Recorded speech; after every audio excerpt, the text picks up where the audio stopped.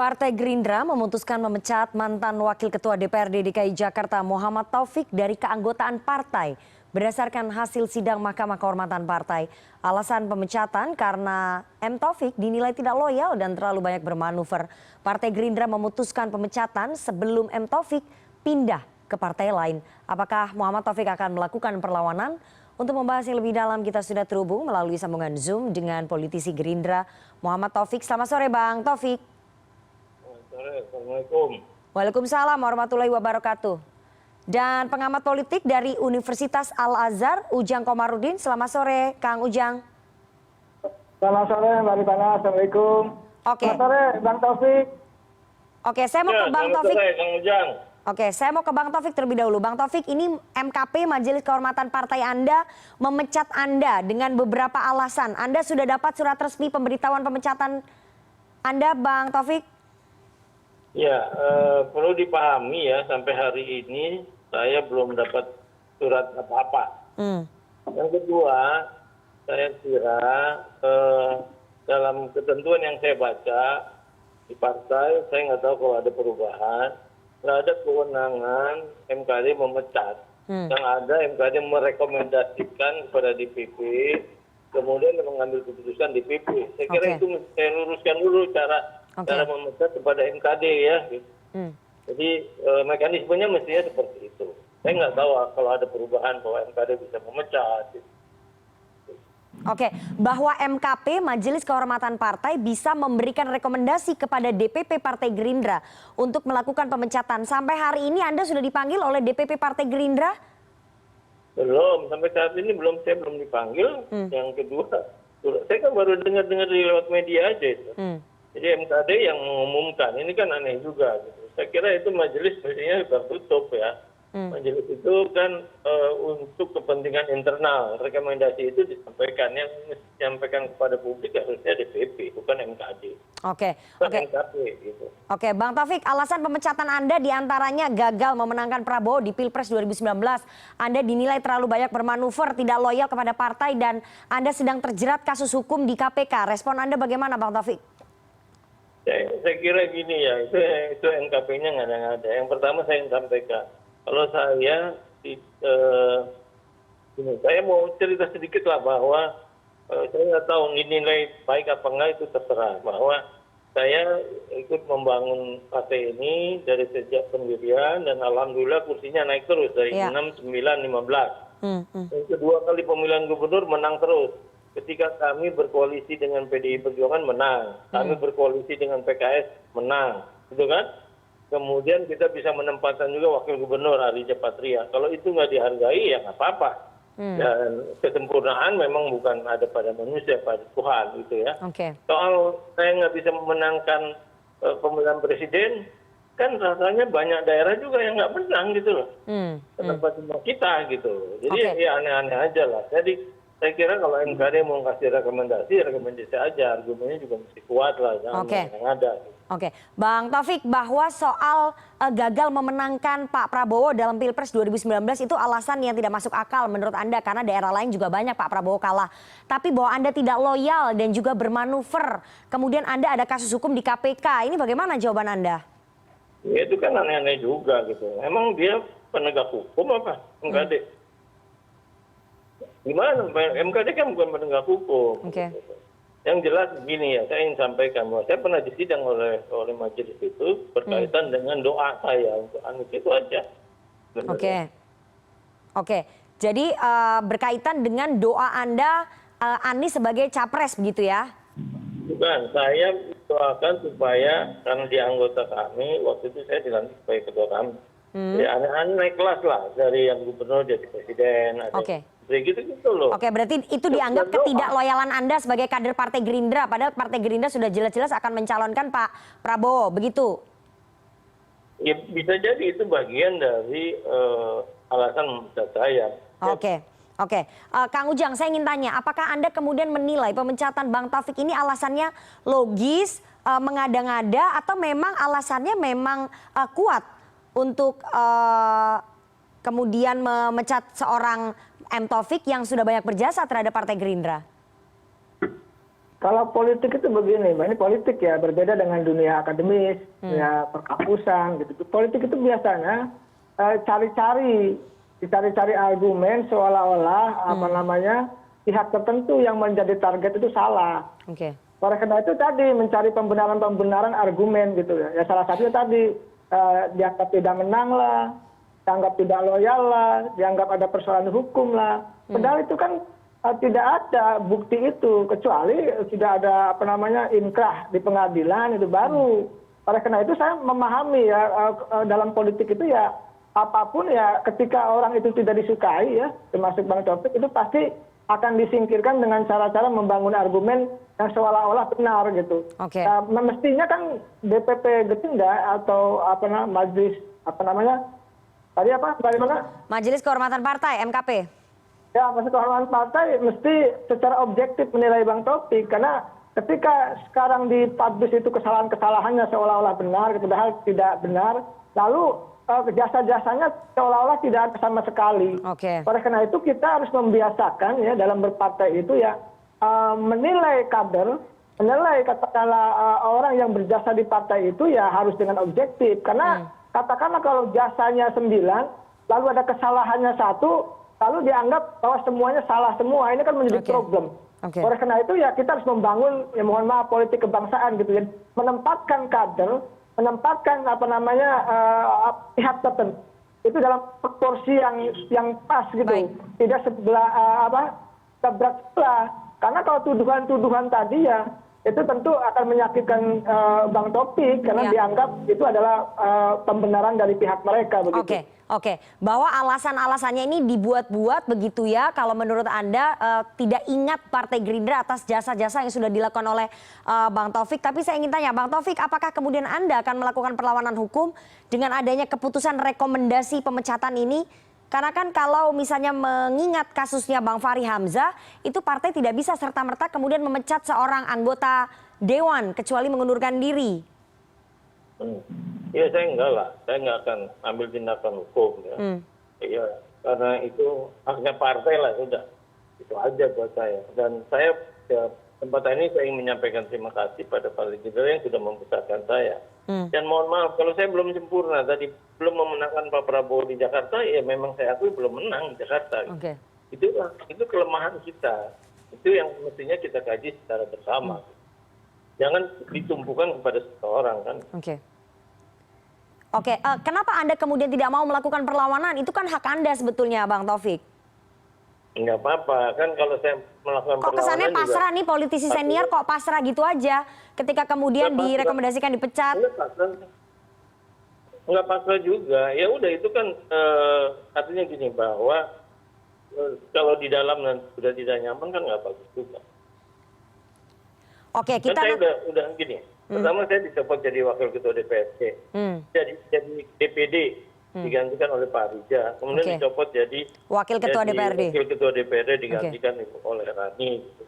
Kemudian sekarang dipecat gitu. Ya udah itu runtunannya yang menurut saya ya mau diapain gitu aja.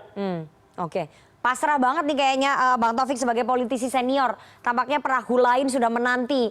Perahunya apa nanti kita akan tanya, tapi kita harus jeda terlebih dahulu. Saya akan katakan juga bahwa sebetulnya sebelum diskusi ini dimulai, kami dari CNN Indonesia sudah mengundang petinggi dari Partai Gerindra, baik Wakil Ketua Umum Partai Gerindra Habibur Rahman, kemudian dari Majelis Kehormatan Partai Wi Hadi juga sudah kami undang, kemudian kami juga mencoba untuk menghubungi beberapa petinggi Partai Gerindra yang lain, tapi tidak ada yang memberikan kesediaan untuk hadir dalam dialog, sehingga kita harus tetap meneruskan diskusi ini, tapi kita harus jeda terlebih dahulu. Bapak-bapak, jangan kemana-mana, tetap bersama kami di CNN Indonesia Newsroom.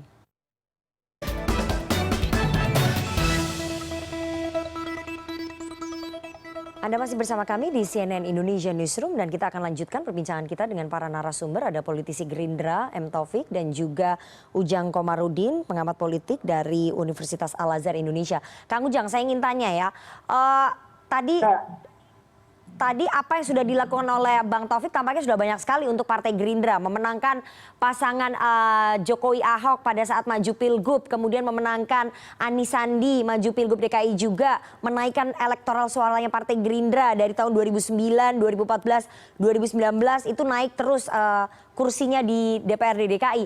Kalau kemudian seorang M. Taufik ini keluar ataupun dipecat dari Partai Gerindra, dampaknya apa sih bagi Gerindra? Apakah akan mempengaruhi elektoralnya Gerindra?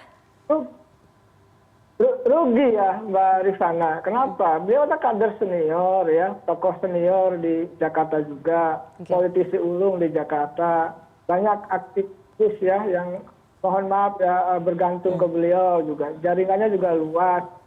Oleh karena itu saya melihat paling tidak ya ketika Bang Taufik itu pindah ya itu menjadi kerugian tersendiri bagi Partai Gerindra ya. Tentu orang-orang sekelilingnya akan pindah, lalu juga konstituennya juga akan pindah, dan itu paling tidak ya satu kursi itu ya akan pindah ke partai barunya nanti.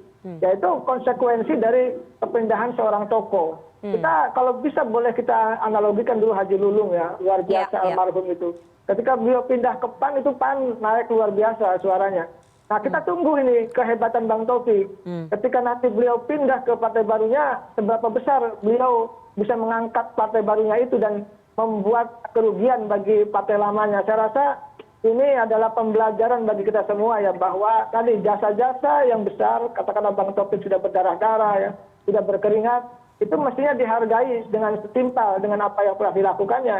Jangan sampai karena hanya perbedaan pendapat gitu ya, hanya perbedaan cara pandang lalu mendapatkan pengucilan dan pemecatan itu. Nah saya melihat ada kerugian bagi Gerindra ya, karena bagaimanapun Bang Taufik adalah figur yang hari ini menjadi tokoh panutan di DKI begitu. Oke, ada kerugian bagi Partai Gerindra, kemungkinan nanti elektoral bisa berpindah dibawa oleh Bang Taufik ke partai lain. Tapi saya ingin tanya, memangnya kalau misalnya sudah resmi dipecat, Anda betul-betul akan pindah ke partai lain, Bang Taufik? Anda ketemu saya di ajang Formula E, bajunya udah pakai baju biru ini. Ini simbol-simbol apa nih? Mau pindah ke partai mana?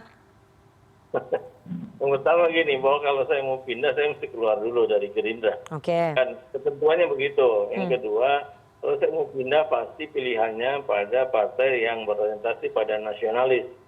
Ya, kan ada banyak tuh partai ya, ada Nasdem, ada Demokrat, ada Golkar, ada lain-lain yang nasionalis.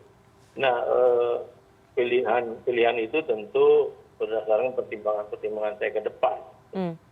Yang pertimbangan lain dari penglihatan saya, ini penglihatan saya, saya belum tahu pasti bahwa Nasdem kan lebih dekat dengan Pak Anies. Penglihatan saya mungkin nasionalis dan lebih dekat dengan Pak Anies, kalaupun mau pindah jadwalnya. Oke, jadi prioritas utama ke Nasdem. Nasdemnya udah nawarin Bang Taufik belum?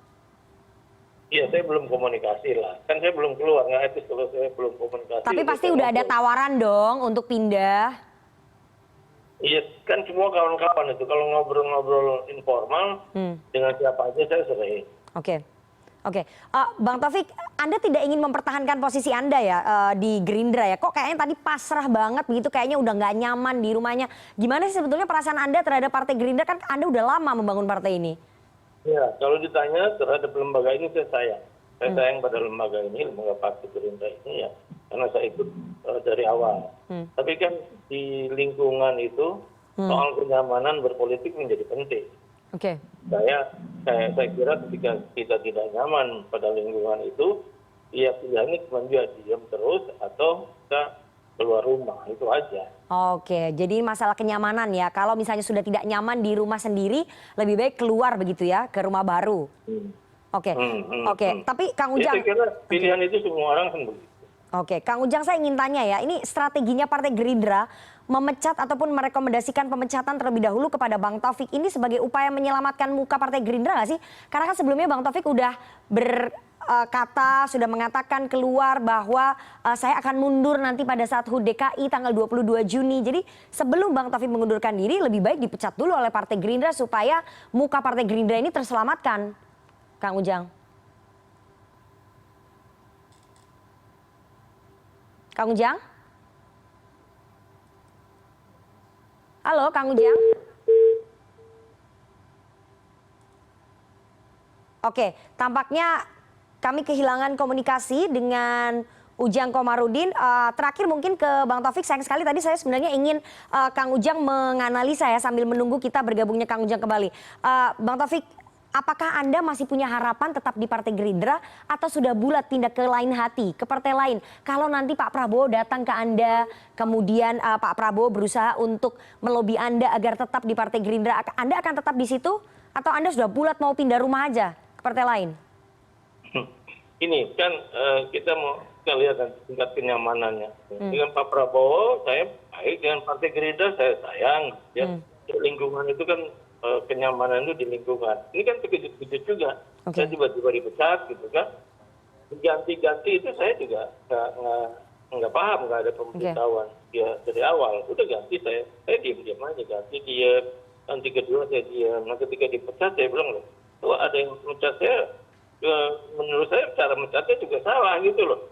Makanya saya sampaikan kepada teman-teman, ini cara mencatnya juga agak keliru lah gitu. Oke, kalau Pak Prabowo memanggil Anda, kemudian meminta Anda untuk tetap stay, tetap tinggal di Gerindra, Anda akan tetap begitu atau Anda bulat pindah ke partai lain?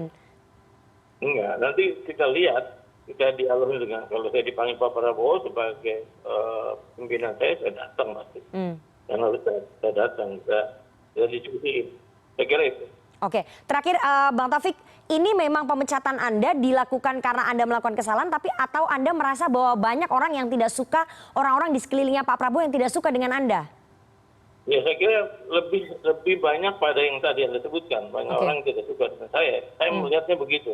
Karena kan argumennya lemah sekali. Tapi kan argumennya apa? Kan lemah sekali, itu bisa dipatah-patahkan. Baik, saya mau ke Kang Ujang lagi. Apakah sudah tersambung Kang Ujang? Ya, siap Mbak Rifana. Oke, Kang Ujang, terakhir ini strategi Gerindra memecat terlebih dahulu Bang Taufik. Apakah kemudian Anda menilai ini sebagai upaya menyelamatkan muka Partai Gerindra? Karena sebelumnya Bang Taufik sudah sempat mengatakan bahwa beliau akan mengundurkan diri pada tanggal 22 Juni pada saat HUT DKI Jakarta. Jadi sebelum Bang Taufik mengundurkan diri, Partai Gerindra cepat-cepat merekomendasikan pemecatan untuk menyelamatkan muka partai. Itu strategi. Ya, saya melihatnya seperti itu ya. Karena begini, kalau mengundurkan diri kan dianggap bahwa Bang Taufik itu tidak bersalah. Sekarang ini kan Partai Gerindra menginginkan seolah-olah Bang Taufik itu bersalah gitu loh. Kalau dipecat kan itu kesannya bersalah.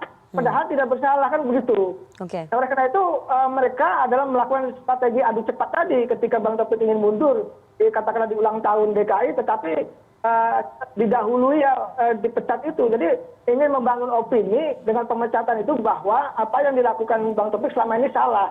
Ini yang berbahaya. Oleh karena itu ya mestinya dimusyawarah saja, dibicarakan secara baik-baik. Toh Bang Taufik juga sangat berjasa terhadap Partai Gerindra, dan Partai Gerindra juga saya rasa punya jalur komunikasi yang bagus dengan Bang Taufik begitu. Ya. Oke, Bang Taufik, terakhir sekali, kalaupun nanti Anda nggak jadi dipecat, Anda tetap dukung siapa yang jadi capres? Karena Anda sebut-sebut nama Anies Baswedan terus. Padahal capresnya Gerindra hanya Pak Prabowo Subianto. Iya kan, kita lihat nanti. Gitu. Bahwa saya mengedepankan Anies yang sebagai calon, dia melihat ketokohannya, kepintarannya. Pak Prabowo sebagai calon, kan kita mesti banyak nih calon kita munculkan. Jangan terbatas juga.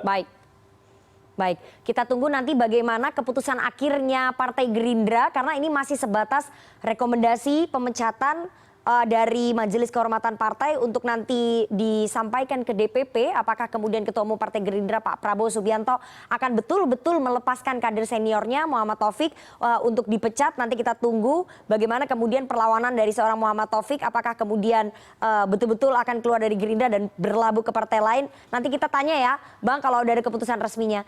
Terima kasih sekali. Dua orang narasumber yang sudah bergabung pada sore hari ini, ada M. Taufik, politisi Partai Gerindra, dan juga Ujang Komarudin, pengamat politik Universitas Al-Azhar Indonesia. Saya selalu Bang Taufik dan juga Kang Ujang. Ya, Mbak Rifana, terima kasih.